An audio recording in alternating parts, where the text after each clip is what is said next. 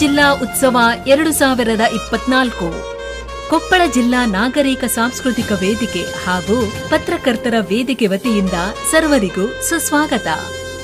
ಕೊಪ್ಪಳ ಜಿಲ್ಲಾ ಉತ್ಸವ ಮಹೇಶ್ ಬಾಬು ಸುರ್ವೆ ಅವರಿಂದ ಪ್ರತಿ ವರ್ಷದಂತೆ ಈ ವರ್ಷವೂ ಕೊಪ್ಪಳ ಜಿಲ್ಲಾ ನಾಗರಿಕರ ವೇದಿಕೆಯಿಂದ ಸತತ 17ನೇ ಬಾರಿಗೆ 3 ದಿನಗಳ ಕಾಲ ಕೊಪ್ಪಳ ಜಿಲ್ಲಾ ಉತ್ಸವವು ನಗರದ ಸಾಹಿತ್ಯ ಭವನದಲ್ಲಿ ಆಗಸ್ಟ್ 24ರಿಂದ 26ರವರೆಗೆ ವಿಜೃಂಭಣೆಯಿಂದ ಆಯೋಜಿಸಲಾಗಿದೆ.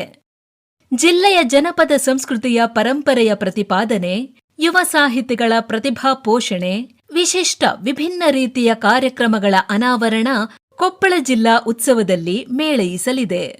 ರಾಜ್ಯದ ವಿವಿಧ ಜಿಲ್ಲೆಗಳಿಂದ ಸುಮಾರು 70ಕ್ಕೂ ಹೆಚ್ಚು ಕಲಾ ತಂಡಗಳು ಭಾಗವಹಿಸಿ 3 ದಿನಗಳ ಕಾಲ ಸಾಂಸ್ಕೃತಿಕ ರಸದೌತಣ ನೀಡಲಿವೆ.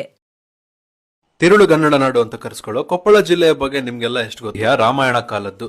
ರಾಮಾಯಣದಲ್ಲಿ ಉಲ್ಲೇಖವಾಗಿರುವ ವಾಲ್ಯ ಹಾಗೂ ಸುಗ್ರೀವರ ಕಿಷ್ಕಿಂದ ಇರೋದು ಇಲ್ಲೇ. ಕನ್ನಡದ ಮೊಟ್ಟ ಮೊದಲ ಕೃತಿ ಕವಿರಾಜ ಮಾರ್ಗದಲ್ಲಿ ಇದನ್ನ ಕೊಪ್ಪಳ ತಿರುಳುಗನ್ನಡ ನಾಡೆಂದು ಉಲ್ಲೇಖಿಸಲಾಗಿದೆ. 1997ರಲ್ಲಿ ಕೊಪ್ಪಳ ರಾಯಚೂರಿಂದ ಬೇರ್ಪಟ್ಟು ಹೊಸ ಜಿಲ್ಲೆ ಆಯಿತು. ಇಲ್ಲಿನ ಹಿರೇಬೆಣಕಲ್ನಲ್ಲಿರುವ ಶಿಲಾಯುಗದ ಮೆಗಾಲಿಥಿಕ್ ಡಾಲ್ಮೆನ್ಗಳು ಕರ್ನಾಟಕದ 7 ವಂಡರ್ಸ್ ಲಿಸ್ಟ್ ನಲ್ಲಿ ಒಂದು. ವಿಜಯನಗರದ ಅರಸರ ಮೊದಲ ರಾಜಧಾನಿ ಇಲ್ಲಿನ ಆನೆಗುಂದಿ. ಅಂಜನಿ ಪುತ್ರ ಹನುಮನ ಜನ್ಮಭೂಮಿ ಕೂಡ ಇರೋದು ಕೊಪ್ಪಳದ ಅಂಜನಾದ್ರಿ ಬೆಟ್ಟದಲ್ಲಿ. ಕೊಪ್ಪಳದ ಬೆಟ್ಟಗಳ ತಪ್ಪಲಲ್ಲಿರುವ ಶ್ರೀ ಕ್ಷೇತ್ರ ಗವಿಮಠ ತ್ರಿವಿಧ ದಾಸೋಹದ ನೆಲೆಯಾಗಿದೆ. ದಕ್ಷಿಣ ಭಾರತದ ಕುಂಭಮೇಳ ಇಲ್ಲಿನ ಶ್ರೀ ಗವಿಸಿದ್ದೇಶ್ವರ ಜಾತ್ರೆ. ಈ ಉತ್ಸವ 1 ತಿಂಗಳು ಕಾಲ ನಡೆಯುತ್ತೆ. ಇಲ್ಲಿನ ಸರ್ವಜನಾಂಗದ ಭಾವೈಕ್ಯತೆಯ ಪ್ರತಿಬಿಂಬ ಅಭಿನವ ಶ್ರೀ ಗವಿಸಿದ್ದೇಶ್ವರ ಸ್ವಾಮೀಜಿಗಳು. ದೇವಾಲಯಗಳ ಚಕ್ರವರ್ತಿ ಅಂತ ಕರೆಸಿಕೊಳ್ಳುವ ಇಟ್ಟಗಿಯ ಮಹಾದೇವ ದೇವಾಲಯ ಇರೋದು ಇಲ್ಲೇ. ಹಾಗೆ ಅನೇಕ ಇಂಡಸ್ಟ್ರಿಗಳ ನೆಲೆಯಾದ ಕೊಪ್ಪಳವನ್ನ ಕರ್ನಾಟಕದ ಜಮ್ಶೆಡ್ಪುರ ಅಂತ ಕರೀತಾರೆ. ಇಲ್ಲಿನ ಗಂಗಾವತಿಯನ್ನ ಭತ್ತದ ನಾಡು ಅಂತಾನೂ ಕರೀತಾರೆ.